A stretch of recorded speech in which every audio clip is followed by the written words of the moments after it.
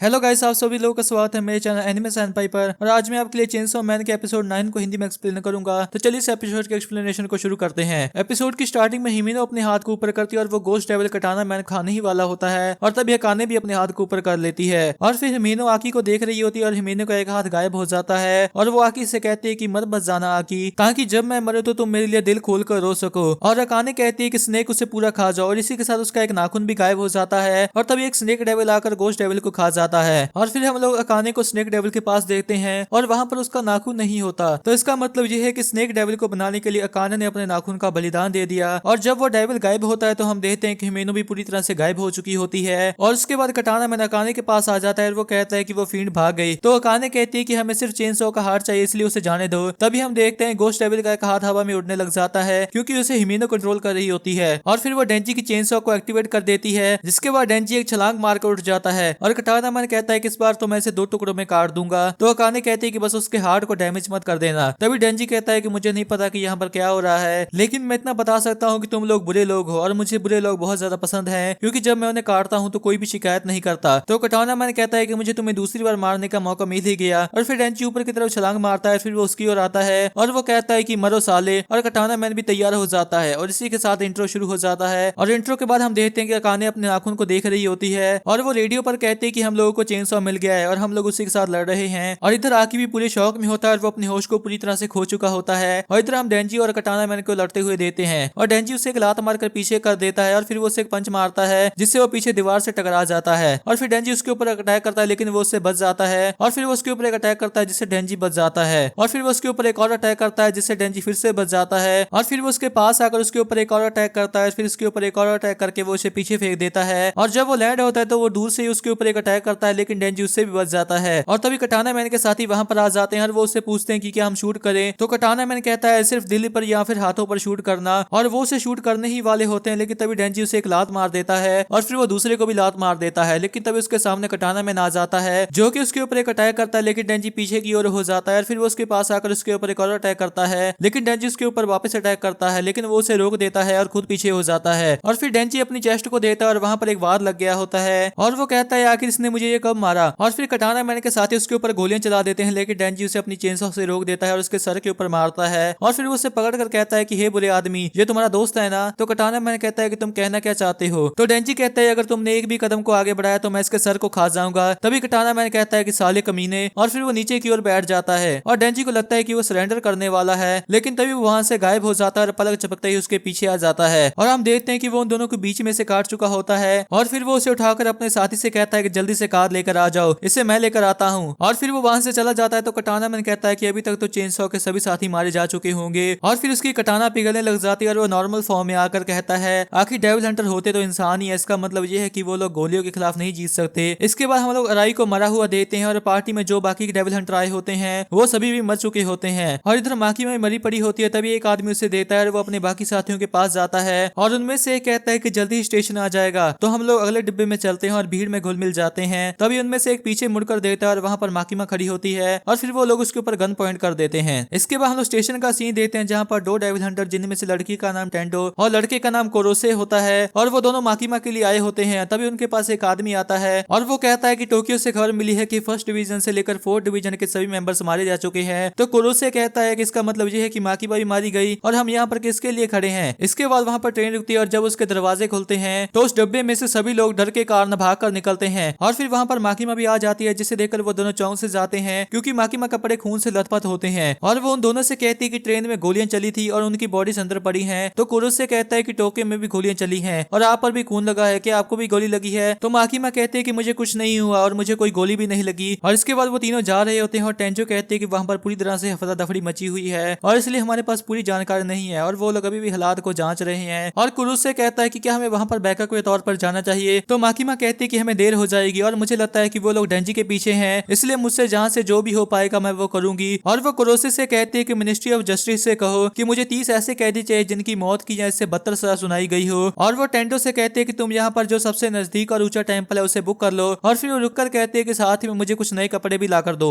इसके बाद हम लोग माकीमा को कपड़े चेंज करते हुए देखते हैं और टेंडो उसके पास आकर कहती है कि वो लोग बस आने ही वाले हैं। तो माकीमा कहती है कि तुम्हारा शुक्रिया टेंडो, और मैं भी बस आने ही वाली हूँ। इसके बाद वो कैदी वहां पर आ जाते हैं और इधर कटाना मैन के साथ ही डेंजी को कार कार की ओर लेकर जा रहे होते हैं और कटाना मैन अकाने से कहता है कि मैं भी कुछ वक्त के लिए नहीं लड़ पाऊंगा और फिर उसका साथी अपने दूसरे साथी से कहता है कि इसे उठाने में मेरी मदद करो और फिर उसे उठाने लगता है, लेकिन तभी वो एकदम से घबरा सा जाता है और हम देखते हैं कि वहाँ पर एक क्रो आकर बैठ जाता है और फिर वो दूसरा उससे पूछता है कि तुम्हें क्या हुआ, तो वो कहता है पता नहीं पर मुझे कुछ अजीब सा फील हो रहा है और फिर अकाने उससे पूछते हैं कि तुम्हारा क्या मतलब है और तभी इसका सर दबने लग जाता है, फिर वो एकदम से फट जाता है जिसे देखकर सभी शौक में होते हैं और तभी अकाने रेडियो पर बोलती है कि क्या दूसरी टीम ने माकीमा की बॉडी को कंफर्म किया है, तो वो कहता है कि अभी तक तो उनसे कोई कांटेक्ट नहीं और इतने में वो भी फट जाता है और फिर वो क्रोस वहां से उठ जाते हैं और रेडियो पर उनकी कोई आवाज ना आती देखकर अकाने कहती है कि ये जरूर वही होगी और इसके बाद हम लोग माकीमा को देखते हैं जो कि एक पोज में खड़ी होती है और उन सभी कैदियों की आंखों पर पट्टी बंधी होती है और टेंडो और कुरोसे की आंखों पर भी पट्टी बंधी होती है और कुरोसे पूछता है कि हमने अपनी आंखों पर पट्टी क्यों बांधी है, तो टेंडो कहती है कि माकीमा सिर्फ चीफ कैबिनेट सेक्रेटरी को ही रिपोर्ट करती है और हमारे जैसे आम डेविल हंटर को ये जानने का हक नहीं है कि उनका किस डेविल के साथ कैसा कॉन्ट्रैक्ट है और फिर माकीमा कैदी के पास आकर बैठ जाती है और वो उससे कहती है कहो सुजो मिशिमा और फिर वो कैदी उसका नाम बोलता है तो माकीमा मुस्कुरा देती है और फिर माकीमा एक हैंड साइन बना लेती है और इधर कटाना मैन वैन को खोलकर कहता है कि जल्दी से इसे अंदर डालो और फिर माकीमा अपने हाथ को मसलने लग जाती है और तभी वो आदमी भी रुक सा जाता है और फिर माकीमा अपने हाथ को मोड़ती है और फिर उस आदमी का चेहरा भी मुड़ने लग जाता है और फिर वो भी फट जाता है और इधर वो कैदी भी नीचे गिर जाता है और उसकी मौत हो जाती है और इधर सभी लोग पूरी तरह से डरे हुए होते हैं और फिर माकीमा कैदी के पास जाकर उसे एक और नाम बोलने को कहती है और जब वो उसका नाम बोलता है तो कटाना मैन का एक और साथी फट जाता है और उस कैदी की भी मौत हो जाती है और फिर कटाना मैन के सभी साथी डर के कारण भागने लग जाते हैं और फिर माकीमा उन सभी को एक एक कर मारने लग जाती है और इधर उन कैदियों की भी मौत होती जाती है और इधर वो दोनों पूरी तरह से डरे हुए होते हैं और अकाने कहती है क्या ये खत्म हो गया और इधर वो सभी कैदी मर चुके होते हैं और ऐसा लगता है कि माकीमा का किसी ऐसी डेविल के साथ कॉन्टेक्ट है जिसका यूज करने के लिए माकीमा को किसी इंसान की आत्मा बदले में उस डेविल को देनी होगी और फिर वो उन दोनों से कहती है कि अपनी पट्टियों को खोल दो और वो दोनों उन सभी को मरा हुआ देखकर शौक में होते हैं और माकीमा कहते हैं कि मैं यहाँ से जितना कर सकती थी मैंने उतना किया और अब हमें टोक्यो जाना होगा और इधर अकाने कहती है कि ऐसी भयानक ताकत माकीमा की ही हो सकती है और हमें जल्दी से जल्दी यहाँ से निकलना होगा और फिर कटाना मैन डेंची की तरफ बढ़ता है लेकिन अकाने सामने की ओर देख रही होती है और जब कटाना मैन मुड़ता है तो वहाँ पर कोबेनी खड़ी होती है। इसके बाद हमें उस समय का सीन दिखाया जाता है कि वहाँ पर हुआ क्या था। जब वो बूढ़ी लेडी उन पर गोली चला देती है तो वो सबसे पहले अराई को मारती है और जब वो कोबेनी को मारने लगती है तो अराई उसके आगे आ जाता है और ये देखकर कोबेनी पूरी तरह शौक में आ जाती है और फिर प्रेजेंट टाइम में कोबेनी एक नाइफ को ऊपर कर कहती है क्या तुम लोग भी उन शूटर्स के साथ थे और तभी अकाने अपने स्नेक डेविल को बुलाती है जिसके कारण उसका एक और नाखून गायब हो जाता है और फिर स्नेक डेविल उसके ऊपर अटैक करता है लेकिन कोबेनी उसके ऊपर जंप कर उनकी ओर भाग कर आती है और फिर कटाना मैन उसके ऊपर गोलियां चलाने लग जाता है लेकिन वो सभी को डॉज कर लेती है और फिर उसके हाथ को काट देती है और फिर वो उसकी गन को उठाकर कटाना मैन को 2 गोलियां मारती है और तभी अकाने उसके ऊपर गोलियां चलाने लग जाती है तो वो डेंजी को उठाकर अपने सामने कर लेती है और फिर अकाने कटाना मैन को देखती है और वो उसे वैन में बिठा देती है और खुद भी अंदर आ जाती है लेकिन कोबेनी उसके ऊपर गोलियां चला रही होती है पर फिर भी वो वैन को स्टार्ट कर वहां से चली जाती है और फिर कोबेनी डेंजी को देखती है और वो उससे कहती है कि मैंने तुम्हें उस दिन मारने की कोशिश की थी उसके लिए मुझे माफ कर देना और फिर वो उसको पकड़कर रोने लग जाती है और तभी हमें फ्लैशबैक का सीन दिखाया जाता है जब अराई को गोली लगती है तो उसे देखकर कोबेनी पूरी तरह शौक में आ जाती है और फिर वो उस बूढ़ी लेडी के पीछे जाकर उसकी गन को उसकी गर्दन पर रखकर चला देती है और उसे मार देती है और फिर प्रेजेंट टाइम में कोबेनी कहती है कि ये सब मेरी गलती है और वो मुझे बचाते हुए मारा गया और अब मुझसे ये जॉब नहीं होगी और मैं इसे छोड़ने वाली हूँ। इसके बाद हम लोग देखते हैं कि माकीमा टोक्यो पहुंच जाती है और उसके सामने एक डेविल हंटर होता है जिसका नाम माडोका होता है और माकीमा उससे कहती है कि मुझे खुशी है कि तुम जिंदा हो और सभी स्पेशल डिविजन में कितने बचे हैं, तो वो कहता है कि सभी 4 डिवीजन पर हमला हुआ है और सिर्फ वो ही बचे हैं जो कि इंसान नहीं है। तो माकीमा कहती है एक ऐसा हमला जो कि सिर्फ गन्स के साथ हुआ और वो भी सिर्फ स्पेशल डिविजन्स पर, ऐसा लगता है कि इसमें गन डेविल का हाथ है। तो माडोका कहता है कि मैं ऊपर से ऑर्डर्स लेकर आया हूँ क्योंकि अब लोगों की कमी हो गई है, तो सारी डिवीजन अब 4th डिवीजन के साथ जुड़ चुकी है और 4th डिवीजन की कमांड अब आपके हाथ में होगी। और फिर वो उसको एक लेटर दे देता तो माकीमा पूछती है कि ये क्या है, तो वो कहता है ये मेरा रेजिग्नेशन लेटर है क्योंकि अब स्पेशल डिवीजन में रहना खतरे का काम है और मेरे पास सिर्फ 2 ही ऑप्शंस थे, या तो मैं खुद मारा जाऊं या फिर इस जॉब को ही छोड़ दूं और इसलिए मैंने इसे चुना। और ये सुनकर वो लोग जाने लगते हैं। तो माडोका कहता है कि मुझे बस एक चीज पूछनी है, आज जो कुछ हुआ क्या आपको उस चीज का अंदाजा पहले से ही था? तो माकीमा कहते हैं कि मैं पब्लिक सेफ्टी की जानकारी आम लोगों में नहीं बताती और मैं तुम्हारे इस लेटर को पास करवा दूंगी। और फिर वो लोग वहां से चले जाते हैं और फिर कोरोसे माकीमा से कहता है कि हम आपकी स्पेशल डिवीजन में नहीं आने वाले और टेंडो कहते हैं कि हम यहाँ पर बस ट्रेनिंग में हेल्प करवाने आए हैं और हम एक ही हफ्ते में क्योटो वापस लौट जाएंगे। तो माकीमा कहती है कि ये तो बहुत ही ज्यादा बुरा हुआ, टोक्यो में भी कितने अच्छे रेस्टोरेंट्स हैं। और इसी के साथ ये एपिसोड एंड हो जाता है। तो गाइस मैं होप करता हूँ कि आपको ये एक्सप्लेनेशन अच्छी लगी होगी। अगर आपको ये एक्सप्लेनेशन अच्छी लगी तो इस वीडियो को एक लाइक कर दे और नीचे कमेंट भी जरूर कर दे। नेक्स्ट एपिसोड की वीडियो मैं कल डाल दूंगा, अगर आप उसे मिस नहीं करना चाहते तो इस चैनल को जरूर सब्सक्राइब कर लें। तो मिलते हैं एक और एक्सप्लेनेशन वीडियो के साथ, तब तक के लिए टाटा बाय बाय।